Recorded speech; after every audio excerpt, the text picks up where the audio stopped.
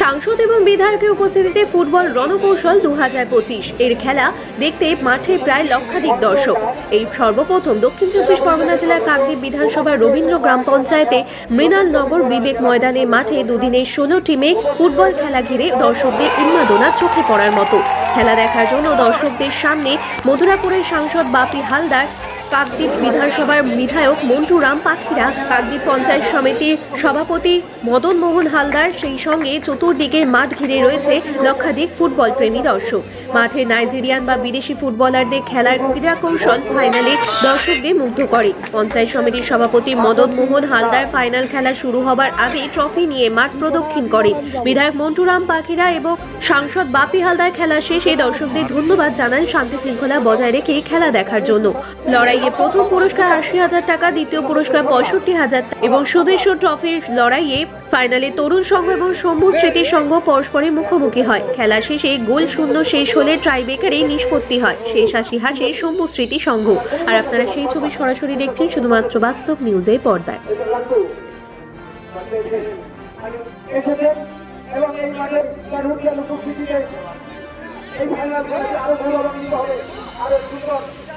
আরো ভালো হবে।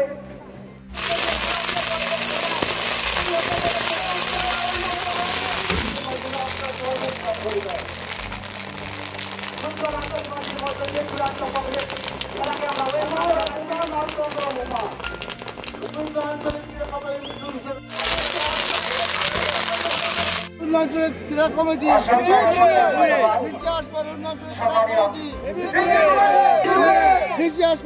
ক্রীড়া কমিটি গ্রাম পঞ্চায়েতের সকল সদস্য এবং যারা রয়েছেন আপনারা অবনতিতে দর্শক রয়েছেন, তার উদ্দেশ্যে একটা কথা বলতে চাই।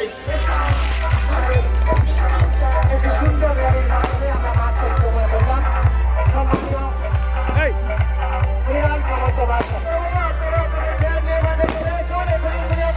ফুটবল বাঙালি খেলা, ফুটবল আজকে সেই ফুটবলকে কেন্দ্র করে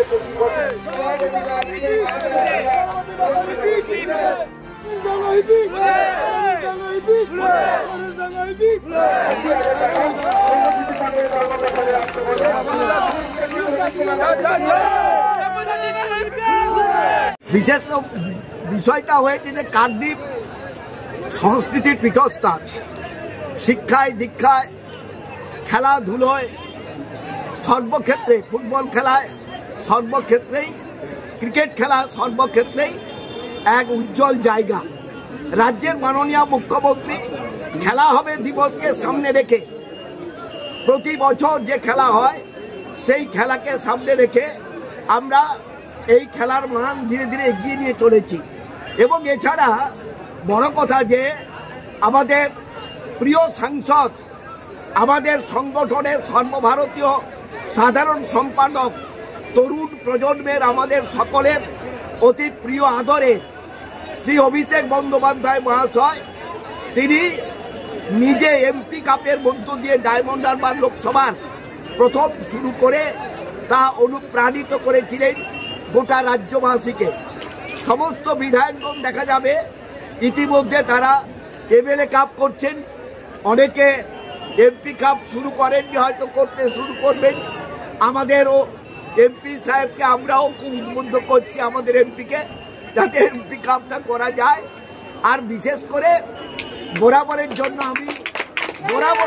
আমি বলি, আমি খেলা পাগল মানুষ, আমি সবটাই পছন্দ করি এবং এই খেলাটাকে আমি অনেক বেশি নিজে গুরুত্ব দিই। এই কয়েকটা দিন আমি সব কিছু ভুলে আমি পড়ে থাকি খেলার মাঠে, খেলা নিয়েই চর্চা করি এবং সেই জন্যই আমি অনেকেই বলেছেন আমাকে যে আপনি এমএলএ কাপ করুন। আমি না, এই ফুটবল একাডেমি, কাকদ্বীপ ফুটবল একাডেমির জন্ম দিয়েছিলাম এবং তখন কোথাও কিছু ছিল না, শুরু করেছিলাম।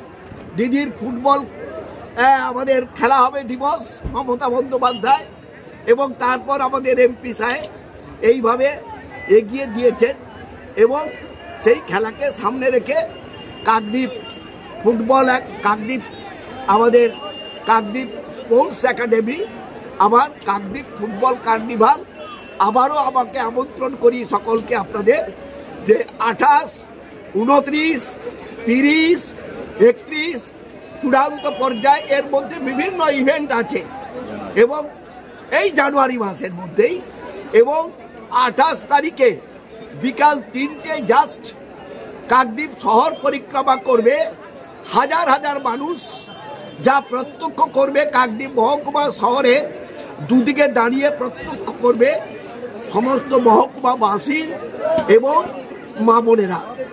ওই দিন সবাইকে যাওয়ার জন্য আমন্ত্রণ জানিয়ে 4 দিনের নেমন্তন্ন সকলের জন্য রইল।